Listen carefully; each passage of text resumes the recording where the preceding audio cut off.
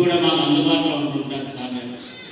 తదుపరి భారతదేశాన్ని తప్పాల్సినటువంటి మరి దాదాపు 13 సంవత్సరాలు ముఖ్యమంత్రిగా 11వ సంవత్సరం ఇప్పుడు ప్రధానమంత్రిగా పనిచేస్తున్నటువంటి నరేంద్ర మోడీ గారి యొక్క నాయకత్వంలో మరి భారతీయ జనతా పార్టీకి హిందువుల తరఫున మాట్లాడేటువంటి ఒకే ఒక రాజకీయ పార్టీగా మనం అవగాహన చేసుకుంటున్నాము.